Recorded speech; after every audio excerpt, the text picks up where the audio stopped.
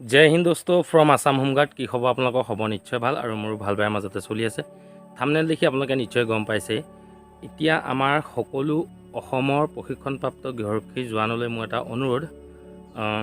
সকলোৱে তাৰমানে এটা চিন্তিতত পৰি আছে যে আমাৰ গৃহৰক্ষী জোৱানৰ এখন নটিচ জাৰি কৰিছে হোমগাৰ্ড ব্ৰাঞ্চৰ ফালৰ পৰা আৰু তাত 7জন ব্যক্তিৰ নাম উল্লেখ কৰিছে আৰু কোনে মাতিছে তেখেতলোকক আমাৰ গৃহৰক্ষী জোৱানৰে 7জন আমাৰ ডাঙৰ অফিচাৰো আছে তাৰ মাজতে সকলোকে মাতিছে এখন মিটিঙৰ কাৰণে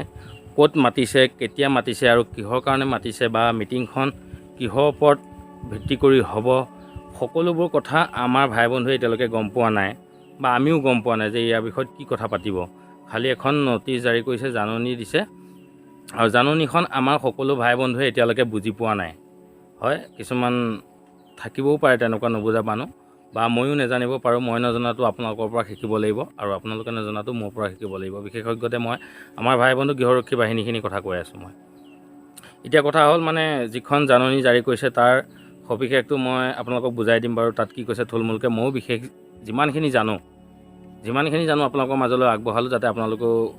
বুজি পায় বস্তুটো তাত কি লিখিছে বা কিহৰ ওপৰত ভিত্তি কৰি বহুতৰে এতিয়া এইটো কুৱেশ্যন হৈ আছে মিটিংখন কোনে পাতিছে কোনে মাতিছে বা কিহৰ কাৰণে হ'ব তো সকলো ক্লিয়াৰ কৰি দিম আগতীয়াকৈ আমি জাননীখন ফাৰ্ষ্ট অফ অল পঢ়ি লওঁ জাননীখনত কি লিখা আছে তাৰপিছত আমি আপোনালোকৰ লগত কথা পাতি আছোঁ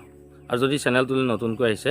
দেন ছাবস্ক্ৰাইব কৰি দিব আৰু ভিডিঅ'টো যিমান পাৰে শ্বেয়াৰ কৰি দিব তো বলক দেৰি নকৰি আজিৰ ভিডিঅ'টো আমি আৰম্ভ কৰোঁ government of Assam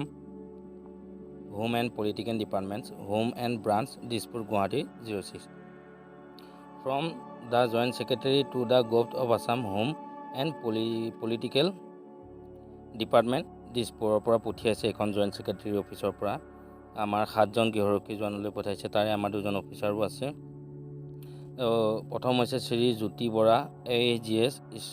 staff officer হয় DG CD আৰু CGHG আৰু শ্ৰীমতী মনালী দাস AGSৰ ডিষ্ট্ৰিক্ট কমাণ্ডেণ্ট হয় হোমগাৰ্ড শোণিতপুৰৰ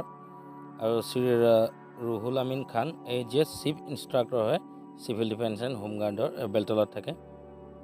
Shri Kamakhya Das president all Assam train home guard association আৰু শ্ৰী ইক্ৰাম আলী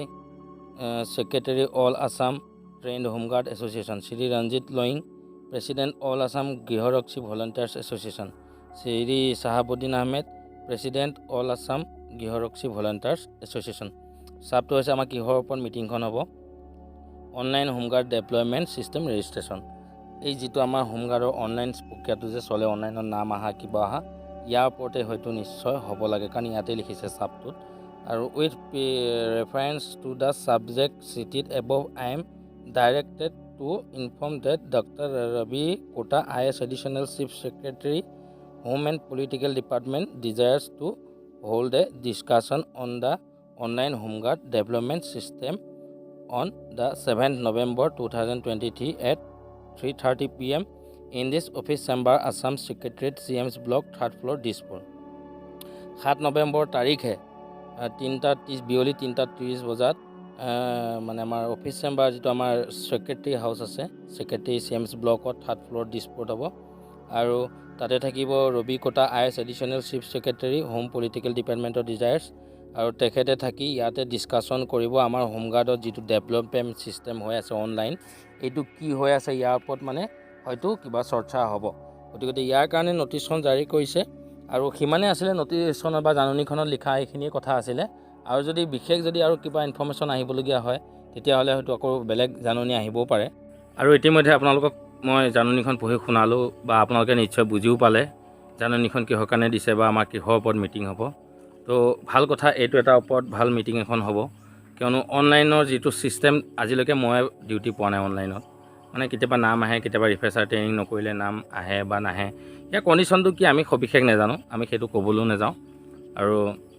গতিকে মানে আমাৰ গৃহৰক্ষী বিভাগটোত মুঠতে ভাল কাৰ্যও যাতে হৈ উঠিব লাগে এইবোৰ যাতে অনলাইন 6 মহীয়া কোৰ্চ এইবোৰ চব বন্ধ হয় একদম সম্পূৰ্ণ বছৰটো যাতে আমাক ধৰি দিয়ে আৰু যাতে মাজতে এইবিলাক অনলাইন প্ৰক্ৰিয়া যাতে বন্ধ হয় আমাৰ সকলো ভাই বন্ধু যাতে ৰেগুলাৰকৈ ডিউটিটো পাই থাকে আৰু যদি চৰকাৰে দিবলগীয়া হয় যদি আমাৰ যদি সংশোধন যদি আইনখন যদি সংশোধন হয় তেনেহ'লে ভাৰত চৰকাৰে হওক বা অসম চৰকাৰে মিলি পেলাই সেইটো কৰিব ফাৰ্ষ্ট অফ অল আমাৰ জাননীখনৰ মতে যিটো দিছে আমি সেইটো কাম সৰ্বপ্ৰথমে কৰি ল'ব লাগে কাৰণ চব কাম একবাৰতে হাসিল কৰিব নোৱাৰে সেইকাৰণে মই ক'লোঁ আগতীয়াকৈ যিটো দিছে আমি সেইটোৰ ওপৰতে ডিপেণ্ড কৰি আমাৰ এইটো যদি কামটো হৈ যায় আমি নথৈ আনন্দিত হ'ম। আৰু আমাৰ সকলো গৃহৰক্ষী ভাই বন্ধুলৈ এটা আহ্বান, আৰু আমাৰ কামাখ্যা দাস ডাঙৰীয়া বা ইক্ৰাম ডাঙৰীয়া, আপোনালোকে ভাল মন্তব্য কৰিব, আশা কৰোঁ যাতে আমি সুফল পাওঁ। তো ভিডিঅ'টো ইমানেই আছিলে, আৰু ভিডিঅ'টো আপোনালোকে যিমান পাৰে শ্বেয়াৰ কৰি দিব আৰু ছাবস্ক্ৰাইব কৰিবলৈ নাপাহৰিব। তো আজিলৈ জয় হিন্দ, জয় ভাৰত।